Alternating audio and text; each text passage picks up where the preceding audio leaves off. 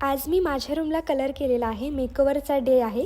काल जी बिर्याणी राहिली होती ना तीच आम्ही जेवणामध्ये खाल्ली. त्यानंतर आम्ही दुकानात गेलो कलर बघायला. जो आम्हाला पाहिजे होता तो मिळाला नाही. मग आम्ही दुसराच पसंत केला. त्यांना सांगितलं, त्यांनी लगेच कलर पण बनवला.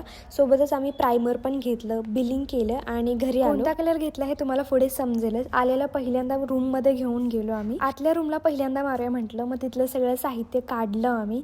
माझं मेकअप किंवा जे काही होतं ना ते सगळं काढलं आणि शेवटची मी माझी रूम बघते ते पण लॅव्हेंडर कलरमध्ये.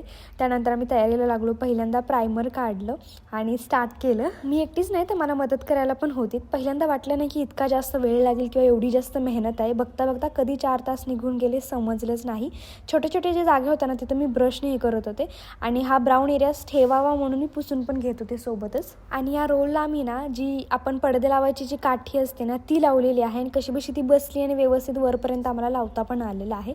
ऑलमोस्ट झालेलं, फक्त एकच भिंत राहिलेली आहे. वरच्या कोपऱ्यांना लावायला मी शिडी वापरलेली आहे. दिसते तितकं सोपं नाहीये, खूप जास्त मेहनत आहे याच्यामध्ये. नंतर आम्ही बाहेरची रूम पेंट करायला. माझ्या मनात आलं की बाबा ही चौकट जी आहे ना ती ठेवायलाच नको, त्याला पुन्हा मी रंगवायला लागले आणि इथेच आमचा पूर्ण दिवस संपलेला आहे. पुढचा व्हिडिओ बघण्यासाठी फॉलो करून घ्या.